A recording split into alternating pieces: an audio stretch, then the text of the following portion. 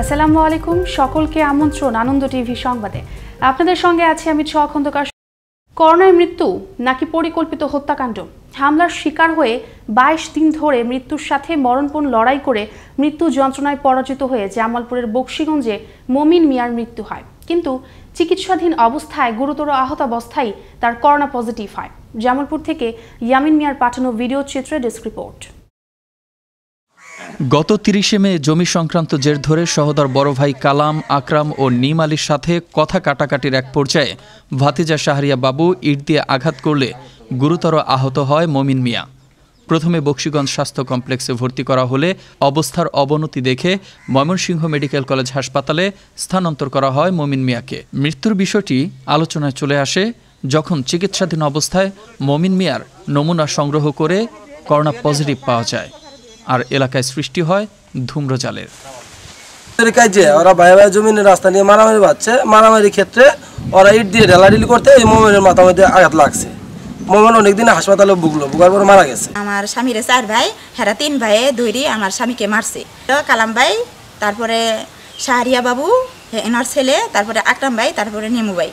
এদিকে সঠিক বিচার পাওয়ার আশ্বাস দেন পৌর মেয়র।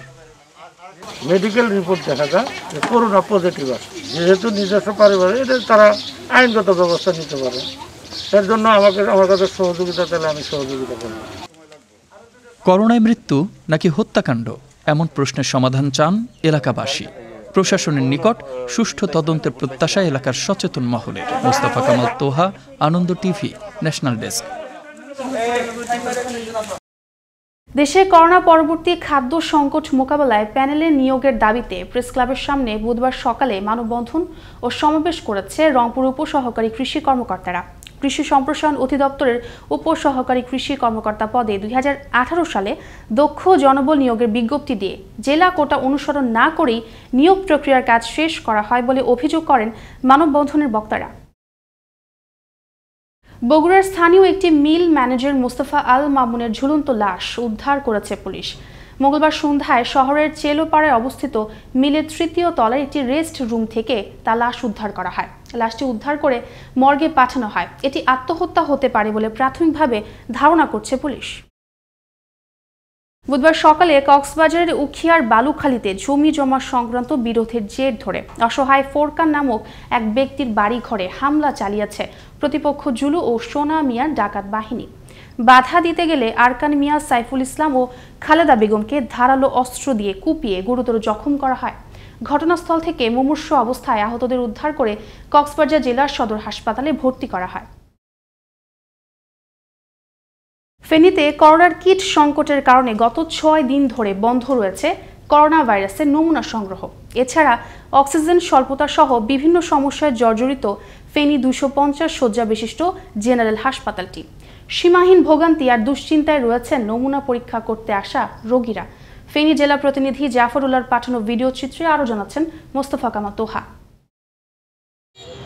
ফেনী 250 শয্যা জেনারেল হাসপাতালে গত 18 জুন থেকে প্রয়োজনীয় বিটিএম এর স্বল্পতা দেখা দেয় করোনা ভাইরাসের নমুনা সংগ্রহ বন্ধ রয়েছে।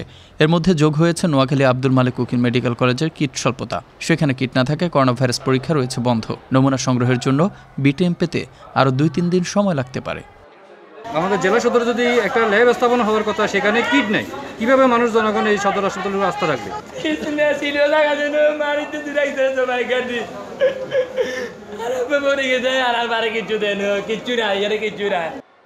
এদিকে রোগীদের রয়েছে চিকিৎসা না পাওয়ার তীব্র অভিযোগ। অক্সিজেন সংকট তো রয়েছেই, এর উপর চিকিৎসা সেবায় নেই ডাক্তার ও নার্স।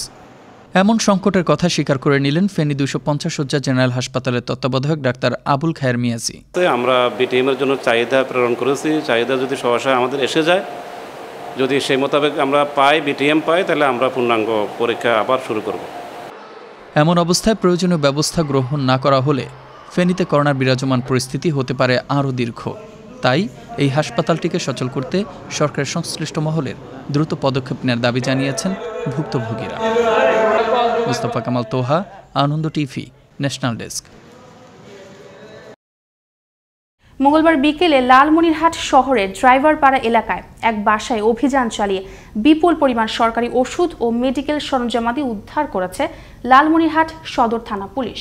এ সময় বাসার মালিক আব্দুর রাজ্জাক রেজা ও তার স্ত্রী নীলুফার ইয়াসমিনকে আটক করে পুলিশ। উদ্ধার হওয়া এসব সরকারি ওষুধ ও মেডিকেল সরঞ্জামাদি লালমনিরহাট সদর হাসপাতাল, বিভিন্ন উপজেলা স্বাস্থ্য কমপ্লেক্স ও সিভিল সার্জনের অফিসের স্টোর রুম থেকে পাচার করা হয়েছে বলে জানায় পুলিশ। বুধবার সকালে ঢাকা রাজশাহী মহাসড়কে সিরাজগঞ্জের উল্লাপাড়া এলাকায় পাথর বোঝাই একটি ট্রাককে ইটবাহী একটি ট্রাক পেছন থেকে ধাক্কা দিলে ঘটনাস্থলেই 2 শ্রমিক নিহত হয়। এই ঘটনায় আহত হয় আরও 2 জন। পুলিশ ঘটনাস্থলে পৌঁছে দুর্ঘটনা কবলিত ট্রাক দুটিকে জব্দ করলেও এর চালক হেলপার পালিয়ে যায়। আদালতে নিষেধাজ্ঞা থাকা সত্ত্বেও টাঙ্গাইলের ভুয়াপুরে যমুনা নদীতে বঙ্গবন্ধু সেতু এলাকায় অবৈধভাবে বালু উত্তোলন করছে প্রভাবশালীরা।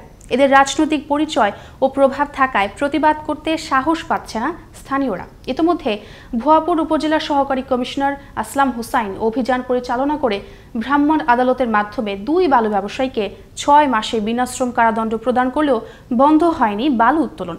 তাই দ্রুত এ ব্যাপারে ব্যবস্থা না নিলে নদী ভাঙনের কবলে পড়ার আশঙ্কা করছে স্থানীয়রা। 6টার সময় আনুমানিক ভোর 6টার সময় গিয়ে তাদেরকে হাতে নাতে ধরি এবং ধরে মোবাইল কোর্ট পরিচালনা করা হয়। মোবাইল কোর্ট পরিচালনা করে লোড ড্রেজার মালিক এবং ট্রলার যে মালিক সেই মালিককে 6 মাস করে বিনাশ্রম কারাদণ্ড প্রদান করা হলো। এই ছিল এখনকার মতো আনন্দ টিভির সংবাদ। দেখুন প্রতিদিন বিকেল 5টা 30 মিনিট এবং রাত 9টা 30 মিনিটে। করোনা থেকে আপনি এবং আপনার পরিবারকে সুরক্ষিত রাখতে স্বাস্থ্যবিধি মেনে চলুন। আনন্দ টিভির সঙ্গে থাকার জন্য সকলকে ধন্যবাদ।